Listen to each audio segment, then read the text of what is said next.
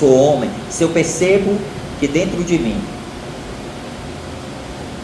eu reajo de modo, e é o que hoje a ideologia de gênero tenta, né? Emascular os homens, homens frágeis. Queridos irmãos, homens frágeis, vocês precisam ser homens fortes. Porque a mulher não ia para a guerra? Porque o homem ia no lugar dela. Hoje não, né? Hoje as ideólogas de gênero ficam o tempo inteiro dizendo: não, igualdade de gênero. Nós constitutivamente somos diferentes, nós nunca seremos iguais, e é importante que não seja mesmo, porque a diferença é que complementa. A diferença é que complementa. Veja a importância da diferença na complementaridade, na educação dos filhos. A diferença do pai e da mãe. Entrega o filho para o pai cuidar. Tinha um rapaz que eu morava com ele, que era engraçado, ele dizia, a mãe dele, a esposa dele ia para reciclagem. Ele dizia que ela ia colocar um capacete na cabeça da criança lá, para precisar lavar o cabelo da criança. Falei, vai ser ótimo, né? Quando a mãe chegar, o filho está cheio de piolho, né? O filho está horrível. Porque o homem nunca será capaz de cuidar de uma criança como a mulher cuida. Porque a mulher, ela já nasce mãe.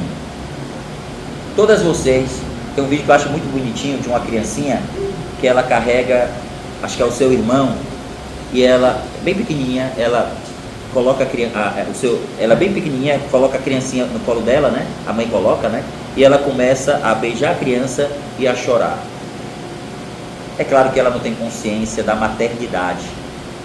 Ela não tem consciência da maternidade, mas aquela imagem me faz compreender como a mulher, ela já vai se desenvolvendo a maternidade.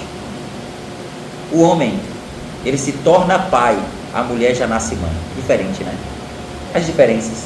Eu não trouxe aqui, mas seria muito interessante, talvez em outro momento, a gente falar um pouco sobre essas diferenças, né, de complementaridade. Como essas diferenças, elas são diferenças, e teve agora, a gente viu nas Olimpíadas agora uma situação interessante, né? Aquele caso daquela mulher, ou daquele homem que se dizia mulher, mas o mais interessante de tudo isso é que as diferenças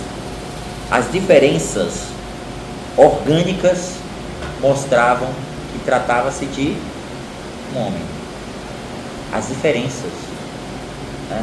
Hoje se fala de intersexo, né?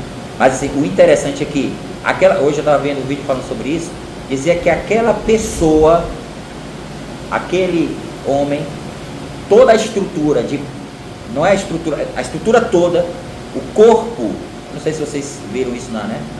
O corpo era todo masculino, as mãos, tudo, a testosterona, né? Tudo naquela pessoa mostrava que tratava-se de um homem.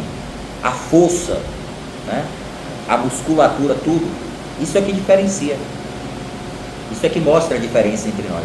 E por mais que até uma pessoa possa nascer com essa realidade muito confusa, né? Possa ser o que nós chamamos, né, de hermafrodita, né? Por mais que essa pessoa possa nascer com os órgãos genitais internos, mas aquilo que ela é, na sua totalidade, vai determinar realmente quem ela é. O que vai determinar não é simplesmente uma escolha, porque na verdade o ser homem e ser mulher não trata-se de uma escolha, trata-se de algo que é constitutivo. Quanto mais você for homem, quanto mais você for mulher, esse relacionamento vai construir a sua futura família. O seu filho vai olhar para o esposo dela e vai dizer assim: eu tenho um pai. Tem uma família que eu conheço que eu acho muito legal, né? O menino gosta demais, fica o tempo todo com o pai. E a menina o tempo inteiro com a mãe. Aprendendo. Claro que ela vê a diferença. Claro que a menina vai olhar para o pai e vai dizer assim: aqui em casa eu me sinto segura, porque tem um homem, né? Tem um homem. Veja a importância do homem viril, do homem que é a segurança do lar. A mulher vai conseguir ser segurança? Não vai conseguir. Não porque ela não queira, mas é que ela não pode. É o homem, a segurança, a presença que traz segurança para um outro, inclusive outro homem. Teve um dia que eu perguntei para uma pessoa, para um rapaz, eu perguntei sobre isso. E ele dizia: eu espero, eu busco no outro homem segurança. Ou seja, o que ele não tinha recebido na casa dele, ele não tinha uma referência masculina na casa dele, então ele esperava que que um relacionamento com outro homem lhe daria aquilo que ele não tinha. Ou seja, a experiência psicológica, a realidade, a identidade dele foi influenciada por essa ausência de uma segurança. Vocês conseguem entender isso? Como isso fere quem nós somos? Então esse é o mundo hedonista, fragilizado pelo pecado, que a gente precisa pedir a Deus a graça e a gente precisa curar. Finalizando esse momento, vamos fazer um momento de oração pedindo essa graça ao Senhor. Que Deus possa curar os nossos afetos, para que a gente aprenda a se relacionar, a crescer nas nossas relações com as pessoas. Que a gente não veja o outro como um risco, um perigo. Hoje, por causa da ideologia de gênero, os homens, ou a ideologia de gênero apresenta os homens como um grande perigo para as mulheres. Não, é a segurança. A segurança.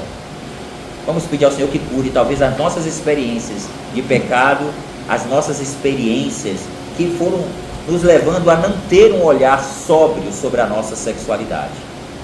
É um caminho de cura. Não pensem que um curso como esse, no tempo que a gente tem, a gente consegue atender a todas as realidades, mas vocês podem começar agora. E não ter medo não, né? Não ter medo não. O que faltou? Fazer o autoconhecimento. O que faltou na minha experiência, na minha história de vida? Teve uma ausência do meu pai, teve uma ausência da minha mãe, teve